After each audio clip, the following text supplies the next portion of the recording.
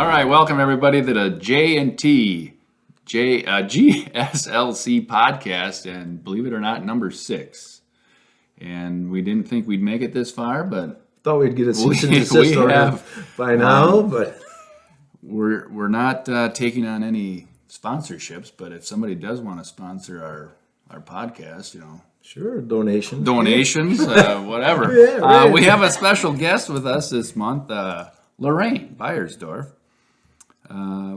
Tell us a little bit about yourself and how long you been a why member? why you like Good Shepherd. And I ended up becoming a member, I think, in 1978. We had a house fire in 77, and my mother-in-law wanted me to have communion, and I was a Baptist and not Lutheran. Okay. So she called Trinity, where she was a member, and they said absolutely not. So she called here, and Pastor Domgart said absolutely she can come. If she has faith, she should be able to have communion like anybody else. So my mother-in-law changed her membership, and we became members too. Excellent. 1978. 1978. So that would be 44 years, maybe? 44 years. Okay. Wow, impressive.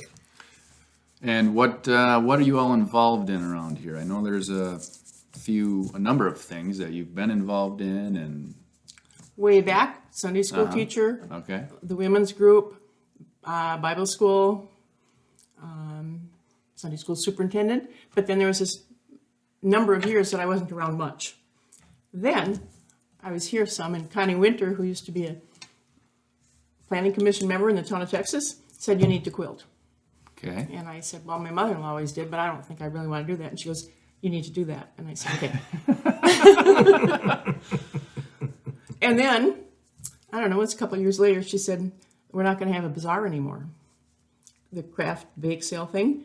And that was always my mother-in-law's favorite thing. okay. And Connie says, you need to be a co-chair with me. And I said, okay. So we had 1 year of that, and then that following September, she passed away. Sure, yep. And then it became my baby. Okay. But then COVID, we didn't have it in. Yeah. But we will have one this year. Yeah. So we're pretty excited to have that back. So when will that be this year? It is going to be November 12th.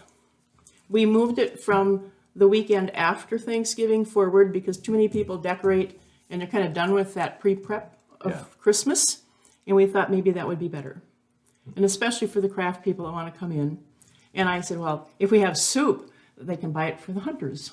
Okay. Oh, nice. So that's a Saturday, It's a Saturday. and if people want to donate things, they just bring it in that day, or They can bring, well, we'll try to prep stuff the night before if we can. They can bring it that day. We're looking to try to get soups, baked goods, candy, whatever. And also we want to try to have baskets for a silent auction. But being we're getting so close in time, I don't think we're going to draw those silent auction ones until that Sunday after Thanksgiving. Okay. I mean, not Thanksgiving weekend, but the following one. So this is a community event, basically. Anybody's invited, or We is put this- posters all over. I handed them out to the homemaker groups in Marathon County today that they're going to try to post them out through the county because we like to use this church Yeah. for some of our events. And I thought maybe that was a good way to pull in some extra people too. I think it becomes a lot of the church people get donating and then coming in and buying it too, but we'd like to push it out further. Yeah. So when people come here, they can expect just a bunch of tables set up in the fellowship hall, or We set up tables in there. We may have some tables out here. Typically the baskets and the quilts that we're going to raffle are out here, and the rest is in the fellowship hall, including the soup. It's kind of a flexible thing sometimes. okay. We'll make it work. So this starts in the morning, Starts at 9 o'clock. 9 o'clock. Okay. And people just kind of come and go Come and as go. they please. All right. We already have, I think it's 6 or 7 tables of craft people that want to come. Some is jewelry, some is, well, Denise does the most beautiful paintings in the world, and she brings a lot of that really fun stuff. Okay. And then there's a variety of other things. All right. it's interesting to me when you meant your volunteer work. You didn't actually volunteer. No, I got kind of coerced. And I think that's one of the things that people think is like volunteers just materialize, but that's never been my experience. May I explain a story about quilting? Yeah. There is a person that comes to quilting now that was asked to come, and she said, I don't sew. And I said, all you have to do is tie a knot. She goes, well, I suppose I could tie a knot. She enjoyed the women so much. She goes to Marshfield, Merrill, Anago, looking for old sheets that have been donated that she can buy at the Goodwill, St. Vinny's. And she finally bought a sewing machine at Goodwill. Wow. She used it putting pieces together until it fell apart. And her sister knew how much she enjoyed it, so she bought her one for Christmas. And she makes some of the most beautiful pieces. And she doesn't sew. Yeah. And that wouldn't happen if somebody wouldn't have asked her. Right. Correct. Or basically Correct. not just asked her, but said, you're coming. And, but I think that the important part is all they have to do is tie a knot. Yeah. And they find relationships. We have a coffee half hour, then tell stories, and some of us pick and tease on each other. That just makes it fun. Yeah. So, but I mean, I think people in the church, sometimes we're reluctant to ask people, but that's really how you get volunteers. People don't just come, oh, I want to do this or I want to do that. I mean, that does happen, but more often than not, Kartika's like, no, you're going to do the music on Sunday. But the other part, And then you enjoy it. And I sometimes do. Okay. Most of the time I do. But that's the how other part of volunteers the whole often thing is, show up. if you don't get involved, if all you do is come and walk out the door, and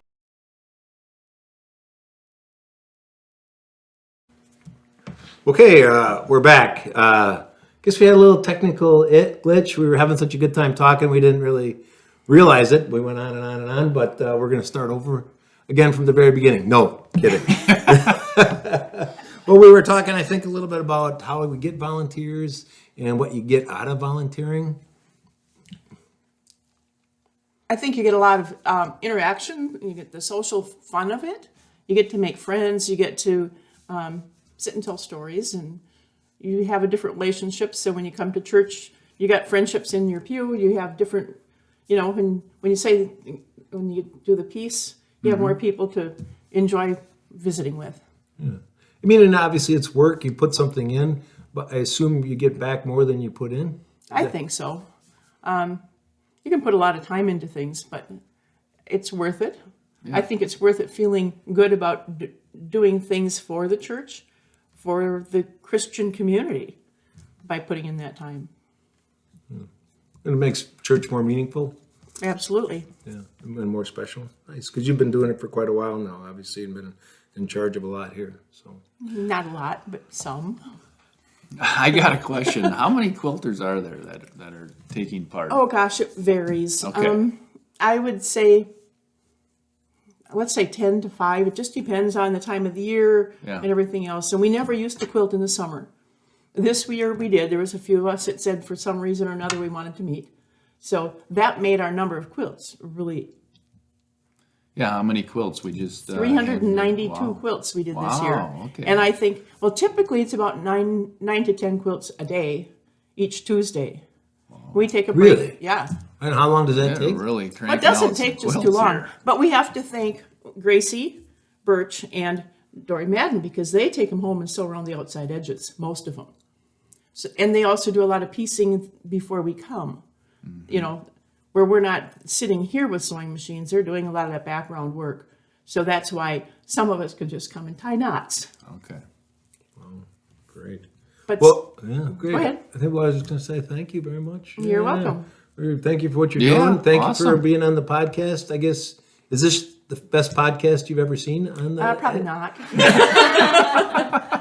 Ouch, huh? Well, we can take honesty. Second best, maybe. Maybe. No. Thank you for everything. Thank you for Lorraine. everything you're doing, and thank Appreciate you it. for stopping in. We appreciate it very Okay. much. Yes. Hello, we're back. I'm here with Council President Josh Stumpner, also a man famous for safety consciousness. Well, you never know these days. It does get a little violent in I here, was going to but bring when the you a camera's hard on. hat as well. I've got one in the truck. It certainly would cut down on the forehead. This is probably why I have a big forehead, wearing my hard hat all the time. Anyway, wanted to get back, talk to everybody, give everybody an update on town hall meeting we had last Sunday. And this Sunday we'll be talking about it as well, but just wanted to, I guess, go through the survey results. It was very overwhelmingly option number 4, or number 4 was the clear winner, I guess. I And don't know number what you 4 wanna say. was, That was basically continue with supply pastors as we have since Pastor Kemp has left, and work towards number 2, which was a second in the survey with 18 votes, and that was, I guess, partnering with another church with a pastor. So the initial thought, I think, is, and from what we understood, was supply pastors to kind of get our financial status situated and stronger, and then work towards a partnership with another congregation. There so were, just, I mean, so we're clear, that would be supply pastors for how long? Just so people's expectations. I mean, I are- think realistically, I mean, it's probably going to be well over 6 months to a year would be my guess. by the time we set, there's other external factors too in town. There's a couple of other There's 3 other churches, I believe. that don't have ELCA pastors Yes. also. Right, so there's other moving parts, if you will, is the way I understand it. So, I mean, it'll be a year before probably, or close to before we would decide to move away from supply pastors. That would be my guess, Right. which is just a guess. It's just a guess. I think But that's I think realistic. We want people's expectations to be Yeah. appropriate. We're not starting a call committee. Correct. The next And- step is our church profile committee, and then it moves into a call committee. But if we're going to be calling a pastor with another congregation, well, then we have to have a call committee, joint call committee from 2 congregations. So there won't be anything quick. We're not going to be calling a pastor before Christmas or Absolutely not. anything I like that. can definitely tell you that. It's going to be probably a year of supply pastors. Guessing.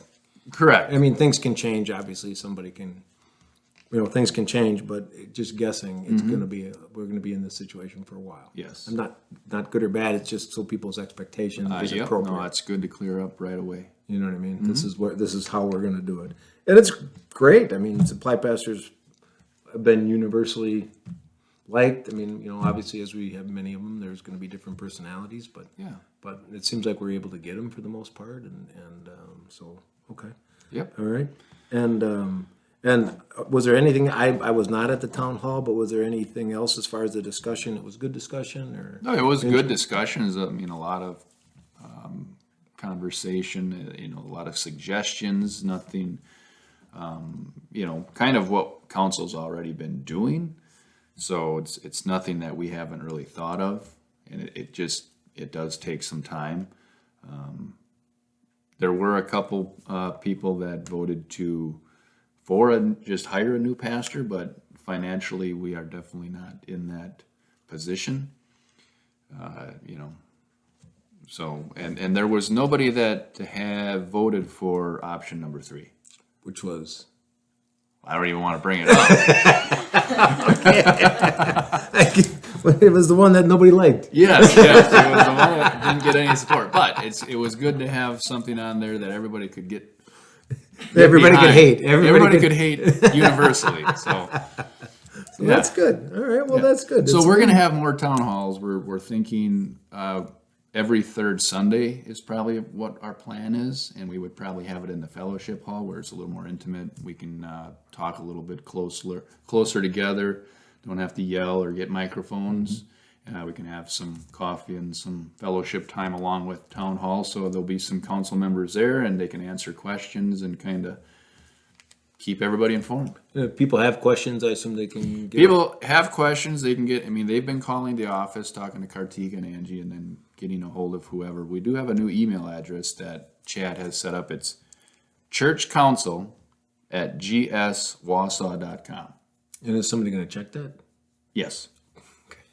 If somebody emails, it'll get checked. So nobody's emailed that yet because it's fresh off the press, but it's been tested. It works. So feel free to. And if people don't have email, they probably don't have YouTube, so they're probably not watching us. Probably not.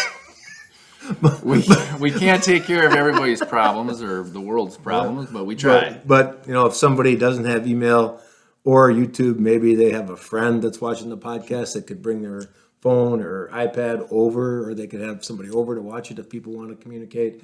Maybe people can certainly come in, and the office we can set up a computer here and they can watch it here. So we're not trying to discriminate against people that don't have internet access, but it's just the most useful way right now to get the word out there. We try other mechanisms, letters, which usually don't get read, temple talks, which if you're not in church, you don't hear. Right.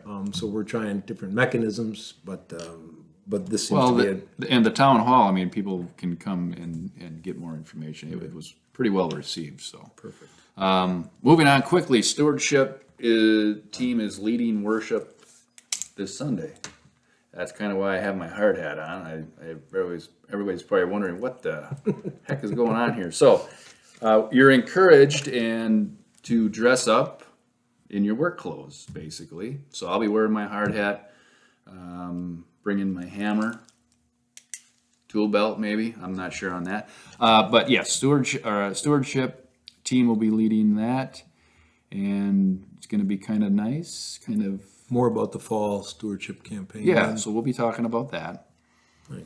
And that'll be. Bring your, like I said, I'm bringing a hammer because I work with my hammer, and I'm going to offer that back to God. He's given me the gift of carpentry. So. Which you use well. Well, I try. And there you go. So, next. Trunk or treat. Trunk or treat coming up. Friday the 28th, 4 o'clock it starts, and it's a community event. Everybody is welcome. There obviously a lot of candy, trunk or treat, and at about 5 o'clock, 5:30, not sure on the time, probably around 5, there'll be a free chicken dinner at probably at 6 o'clock actually. Might push that back. 6 o'clock free chicken dinner in the fellowship hall, so people are welcome to stay for that. And anybody want to help clean up afterwards, that would be greatly appreciated. I'll be sticking around to do that. And then I believe after the chicken dinner, it is Kartika's turn to have a concert. It's an interactive concert. And It's not just organ. Okay. And there's a fashion show. Fashion show. Dress up. Okay. That sounds scary. I'm not much into fashion, as you can see. You can see that, yeah. But I'll probably be cleaning actually, so that's my out. But fashion show and an interactive. Although we are starting to dress alike a little, and I'm a little worried about my sense of fashion now too. But anyway, I'll step it up I would put in a word for the concert. I mean, if you don't come to the trunk or treat for whatever, you don't like candy, you don't have kids, and you don't want a chicken dinner. We saw the concert a couple of years ago, right before the pandemic. It was amazing. Kartika did something with her feet that was like, cool. It was really cool. I've never seen anything like that. We turned the lights off a little bit, and then it was special. I mean, especially for the price, it was really great. Yeah, it was fun. So I highly recommend even just making the concert. Yeah, absolutely, it's a fun thing to do. Cool. All right. Okay. Are we over and out? Yeah, Maybe I'll bring some type of hat next time. Thanks, everybody. Thanks for everything you do out there.